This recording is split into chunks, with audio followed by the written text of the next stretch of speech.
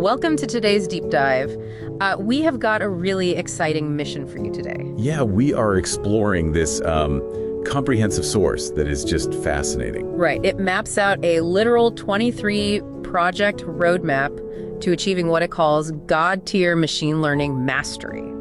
Which is a wild title, but it really fits. It really does. So whether you are actively studying tech or you're just intensely curious about how the AI tools you use every day are built behind the scenes. This deep dive is going to totally demystify the black box of machine learning for you. Exactly. We are tracking the exact journey engineers take to transform from basic data crunchers into true architects of autonomous AI. It's an incredibly rigorous progression. And the core insight here is that we aren't just talking about learning how to use existing tools. Like just importing an OpenAI library and calling it a day. Right. This roadmap is about making a fundamental shift from knowing how a model works to mastering why it works, Right. and more importantly, why it fails. Okay, let's unpack this, because looking at the early stages of this roadmap, the focus really surprised me. Yeah, it's not about taking shortcuts. No, it's about building these algorithms entirely from scratch. What's fascinating here is the absolute necessity of first principles.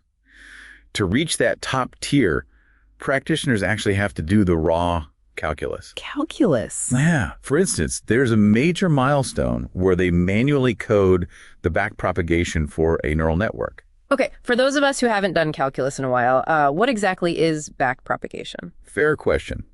It is basically the mathematical feedback loop that tells the AI, hey, you got this wrong. Adjust your internal weights and try again. So by physically writing out that math, the engineer deeply understands exactly how a system learns. 100%. Mm. If you skip this step and just rely on prepackaged tools, you become a very fragile developer. You simply won't know how to troubleshoot complex deep learning architectures later on. Exactly. You hit a wall. That makes total sense. Now, before they even get to neural networks, I saw the Titanic dataset mentioned as an early project. Oh yeah, the classic Titanic project. How exactly does a 100-year-old shipwreck teach someone about modern AI? It's actually a brilliant exercise in what we call feature engineering. You aren't just feeding raw passenger data into a machine. You have to craft relevant features to boost the predictive signal, right? Yes. So you might write code to pull social titles, like Mr. or Countess, out of the raw passenger names. To find hidden survival signals based on class or gender. Precisely. You are finding the hidden patterns. Oh, that's clever.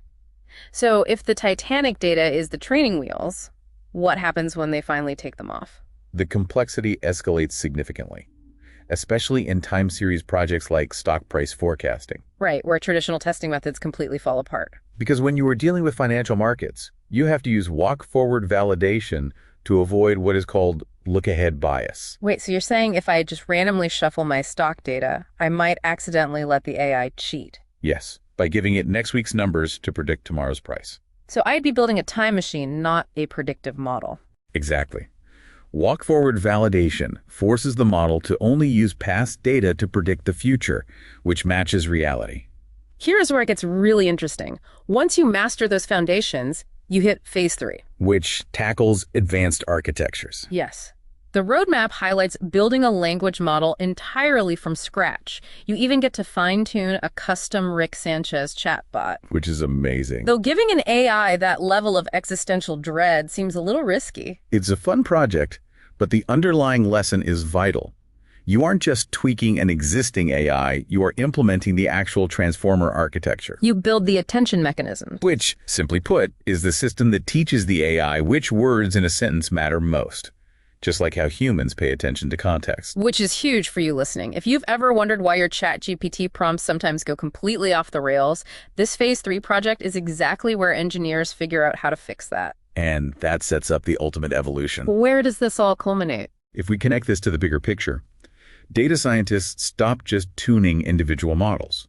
Instead, they start building robot data scientists. Like custom automated ML tools. Yes, they engineer autonomous ML agents capable of choosing their own problems and gathering their own data. The practitioner becomes an architect of intelligence. Exactly. They aren't just mechanics anymore. So the ultimate goal of an engineer is to build a program that does their programming for them so they can just take a nap. Basically, yes.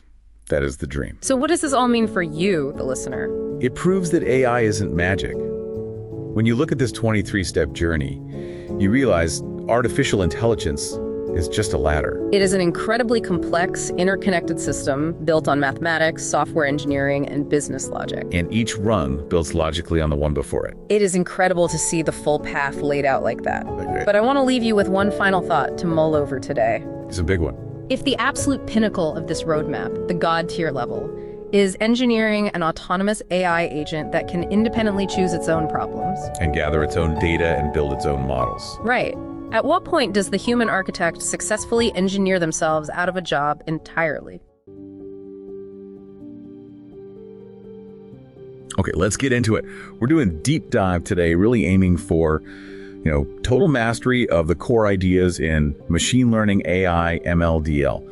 The goal is to get you up to speed fast so you can confidently follow pretty much any technical chat on the topic. Right, and to get that solid footing quickly, it helps to start with the hierarchy.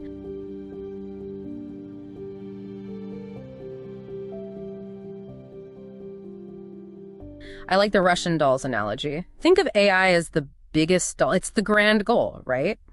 Creating intelligent systems. Okay. Then nested inside, you've got ML, machine learning. That's the main way we're actually doing AI nowadays. Learning patterns straight from data. And the innermost doll. That's deep learning, DL. It's basically a very powerful, sort of sophisticated tool within ML that uses these big, deep neural networks to do the learning part. Got it. So ML is kind of the engine driving progress in AI. And its big contribution is finding these complex patterns, and this seems crucial, being able to generalize them, to apply them to new stuff it hasn't seen. Exactly that. Generalization is absolutely key. And how it learns those patterns, well, that really depends on the data you give it and the kind of feedback it gets. Our mission, to cut through that jargon, we're focusing on the hierarchy, the key trade-offs, and the why behind it all. Exactly. We want to give you that mental map you need for mastering generalization.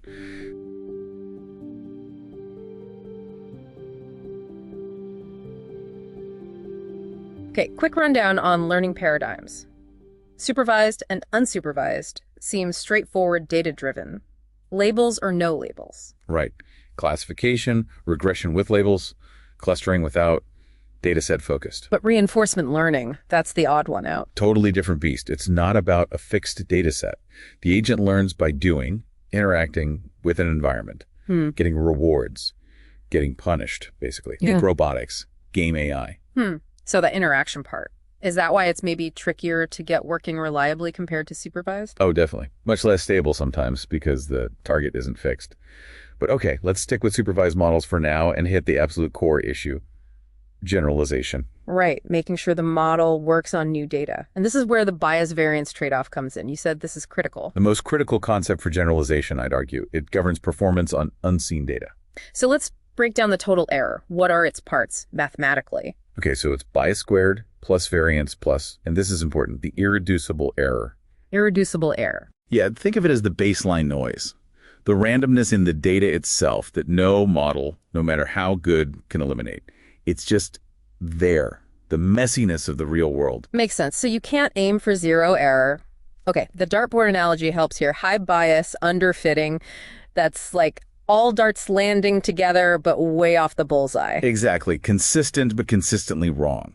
Systematic error. And high variance, overfitting. Darts scattered all over the board. The model learned the noise, the random fluctuations in the training data, not the real pattern. So we need to balance them.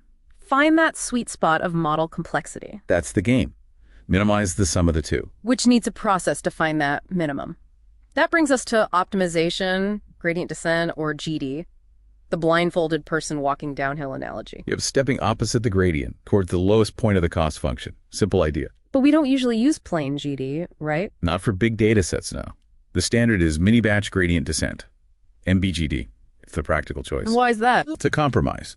More stable than stochastic GD, which uses just one sample that's noisy. Faster and more efficient than batch GD, which uses the whole data set that's slow. Mini-batch gives you a good balance, plus it works great with modern parallel hardware. Okay, optimization sorted. Now, something crucial for deep learning specifically, non-linearity. Why is that essential? Why can't deep networks just be linear? Good question. It boils down to math. If you only used linear activation functions, stacking layers, even hundreds of them, it would all mathematically collapse. Relapse. Yeah, it becomes equivalent to just having a single shallow linear layer. You lose the whole benefit of depth. Nonlinear functions like ReLU are what allow the network to bend and curve to learn those really complex decision boundaries you find in real data. Without nonlinearity, depth is pointless. Got it. Okay, final piece. Regularization. Fighting overfitting. That high variance problem. L1 versus L2. Right, key tools. And the geometric view really helps understand the difference. L2, ridge regression, its constraint is like a smooth circle. It pulls weights towards zero, shrinking them. Towards zero, but not necessarily to zero. Exactly. But L1, lasso, its constraint is a diamond. Sharp corners, right on the axis. And because optimization often hits those corners, It forces weights to become exactly zero. precisely. That's L1 doing automatic feature selection. It creates sparse models by zeroing out less important feature weights. It's the geometry doing the work. Fantastic. So the three pillars: generalization through bias variance, optimization with mini-batch GD, and nonlinearity enabling depth. That really covers the core concepts. It gives you the framework. And maybe one final thought, shifting to validation. Go on. The absolute integrity of your final result depends on one piece of discipline. Never, ever use your test set during model tuning or development. Keep it locked away until the very end. Because otherwise you introduce look-ahead bias. You're implicitly tuning on the final evaluation data. You got it. That final test score becomes meaningless. The method of validation is just as crucial as the model architecture itself. Remember that. But always remember, the first step is diagnosing the error. Knowing the problem dictates the solution. That definitely clarifies the core mechanics. Okay, here's something to think about as we wrap up. Even if you follow all this, you tune your model perfectly, why is relying on just one single split of your data into a training set and a test set actually a pretty unreliable way to estimate how well your model will really perform out there in the wild? Think about the variability that single split introduces. We'll leave you with that. Welcome to the Deep Dive. You asked for a closer look at intermediate data science concepts, so we've gathered the sources. Yeah, and today our mission is really getting into the nitty-gritty, the mechanics behind stability, generalization, and reliable evaluation in machine learning. Exactly. We want to unpack some of the secret sauces, like how we actually train these super deep networks or avoid misleading results. We're definitely moving past the basics. Think fundamental problems. Why deep networks initially fail to train. Why accuracy can sometimes be, well, dangerously wrong. We'll hit on ReLU, batch norm, regularization. And ensembles, right. Okay, let's start with that first big hurdle, the vanishing gradient problem. Why were functions like tan causing such issues? Well, the core issue is the derivative. With tan, the derivative's always less than 1. So during backpropagation, you're multiplying these small numbers over and over again across many layers. And that signal just fades out. It shrinks exponentially. So the layers near the input, they basically stop learning anything useful. The gradient vanishes before it gets there. Right. And then came ReLU, the rectified linear unit. A simple idea, but it changed things. Hugely. Because for positive inputs, its derivative is exactly 1. No shrinking. The signal passes right through. That's what let us build much, much deeper networks. But it's not perfect, is it? There's the dying ReLU issue. True. If a neuron's input consistently goes negative, it can get stuck outputting 0 and never recover. It's a trade-off. So how do we manage that? Well, the benefit of stopping the vanishing gradient usually outweighs the risk. Plus, there are techniques like careful initialization or using variants like leaky ReLU to mitigate it, but the main win is that non-saturating gradient. Okay. And that brings us to the other big stability player, batch normalization, BN. Right, BN. It tackles something called internal covariate shift, or ICS. Which, in practice, means? Imagine each layer in the network is trying to learn, but the distribution of the data it receives from the previous layer keeps shifting around during training. It's like trying to hit a moving target. Ah, okay. So BN locks that target down a bit. Exactly. It normalizes the inputs to each layer, making those distributions more stable. And a really key side effect is that it lets you use much higher learning rates. Oh, interesting. So faster training, too. Significantly faster. That stability is crucial. Okay, so stability helps. Now, let's shift to making sure models generalize, perform well on new data. Regularization is key here. L1 versus L2. Yeah, the two main ones. L2, or ridge, penalizes the square of the weights. It shrinks all weights towards 0, kind of gently. And L1, Lasso. L1 penalizes the absolute value of the weights. The math works out so it can force weights of less important features exactly to 0. So it does feature selection automatically. Precisely. You'd use L1 if you suspect many features are irrelevant and you want a sparser model, high-dimensional data, for instance. Got it. And in neural networks, there's also dropout. How does that work? Dropout is clever. During training, you randomly switch off or drop a fraction of the neurons in a layer. Why would you do that? It prevents neurons from becoming too dependent on each other, what the sources call co-adaptation. It forces the network to learn redundant representations, making it more robust. So it's like training many smaller networks at once. Kind of. It's like training a huge ensemble of 2-nuller subnetworks that share weights. It really boosts generalization. Now, the crucial bit, trusting the results. K-fold cross-validation instead of just a single train test split. Why is that better? A single split can just be lucky or unlucky, you know? With K-fold CV, you split the data into K parts, or folds. You train on K1 folds and test on the remaining one, rotating through until every fold has been the test set once. So every data point gets used for testing. Exactly. It gives you a much more stable, reliable estimate of how your model will likely perform on unseen data. Less chance of being fooled by a single split. Makes sense. Which leads to the imbalanced data trap. Things like fraud detection, where the event you're looking for is rare. Why can standard metrics like ROC-AUC be misleading there? Okay, so ROC-AUC looks at the trade-off between true positive rate and false positive rate. The problem is the false positive rate's denominator includes all the actual negative cases. And if there are tons of negative cases. Right, like 99.9% non-fraud. Getting most of those right, true negatives, massively inflates that denominator, making your false positive rate seem tiny, even if you're misclassifying a lot of the rare positive cases. It gives this overly optimistic view. Dangerous if finding those few positive cases is critical. So what's the fix? Focus on metrics that care primarily about the positive class. The go-to is the precision recall PR curve. How does that help? PR curves plot precision against recall. They only use true positives, and false negatives. They completely ignore the true negatives. So they aren't skewed by the huge number of easy negative examples. Exactly. They give you a much more realistic picture of performance when correctly identifying that rare positive class is what truly matters. That's a really important distinction. Wow, okay, so we went from gradient fixes like ReLU and BN through generalization with L1, L2 dropout and ensembles, right up to validation with CV and PR curves. Quite the journey. It really covers some core techniques for building models that, actually work reliably. So what's our final thought for listeners to chew on? Well, we talked about improving classifiers, and techniques like PCA, principal component analysis, are often used for dimensionality reduction. They work by finding the directions of maximum variance in the data. Right, keeping the most spread out information. But here's the thing. Maximum variance doesn't always mean maximum separation between classes. What if the crucial information that distinguishes Class A from Class B actually lies along an axis with very little variance? So maximizing variance might actually throw away the most important classification signal. It can happen. So the question to ponder is, when you're building a classifier, is simply maximizing data compression or variance always the right goal? Or do you sometimes need methods that explicitly look for separation, even if it's not where the most variance is?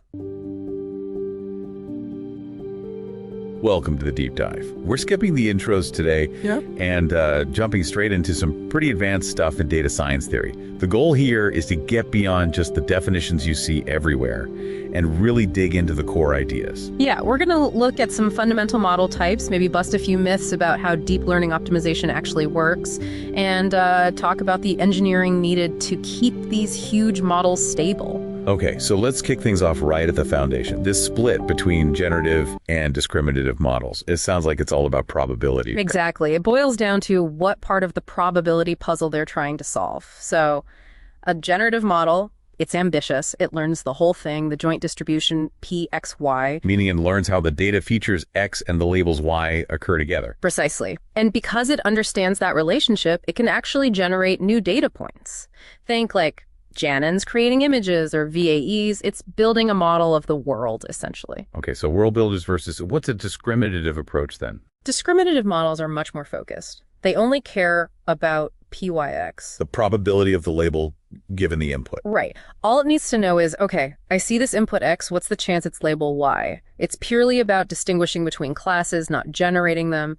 Think your standard deep classifiers. And this choice, it affects the kind of loss function you'd use. Like cross-entropy gives you actual probabilities. Yeah, cross-entropy loss aims to give you calibrated probabilities outputs that actually reflect the true likelihood, PYX.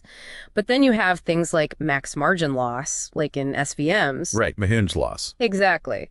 That one doesn't really care about probabilities being perfectly calibrated. It's all about pushing that decision boundary as wide as possible, maximizing the margin. So it's sacrificing maybe some statistical nuance for just raw classification robustness. You could put it that way. It's solving a slightly different problem, boundary maximization, not probability estimation.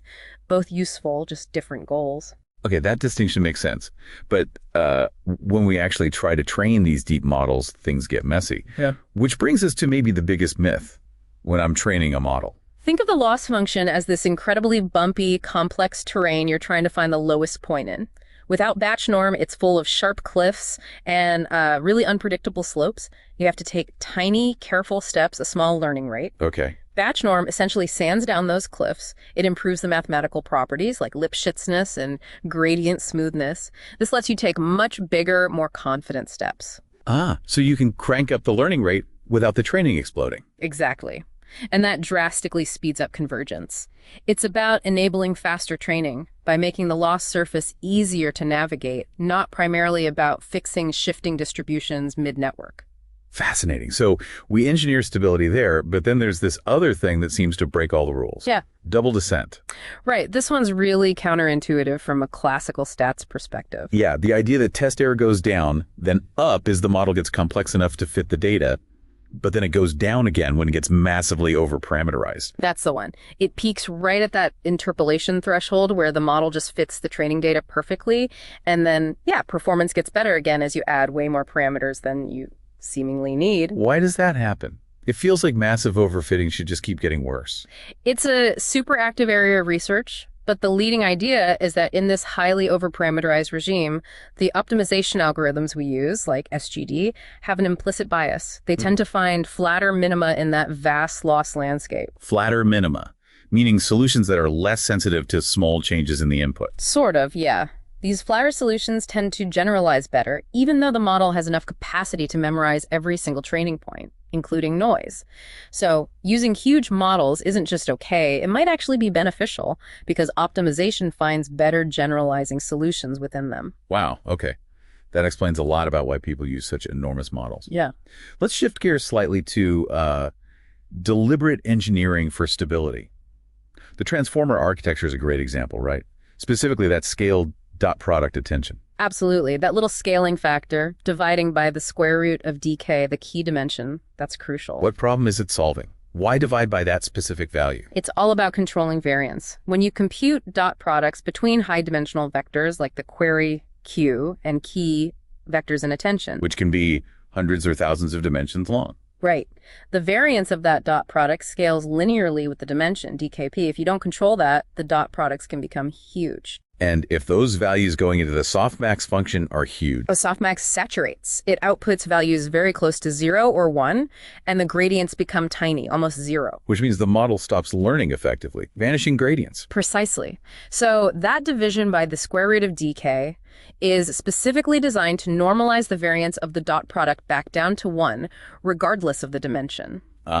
It keeps the inputs to the softmax in a sensible range where gradients can actually flow. Exactly. It's a calculated move, pure variance control, to ensure stable training for these deep attention mechanisms. It's essential engineering. You know, looking back at batch norm, double descent, finding flat minima, and this attention scaling. There's a common thread, isn't there? It's all about deliberately managing or benefiting from the scale and variance of activations and gradients to make optimization work. Yeah, stability seems to be the name of the game, often achieved through these clever, sometimes counterintuitive mathematical tricks or implicit biases. So, building on that idea of stability and how models learn, here's a final thought for you to chew on. Think about catastrophic forgetting. That's when a model trained on one task completely forgets how to do it after you train it sequentially on a second task. it highlights how fragile that learned knowledge can be. Maybe look into some of the ways people try to fight this, things like elastic weight consolidation, progressive neural networks, or even replay techniques. How do we build models that learn and retain? That's a huge ongoing challenge.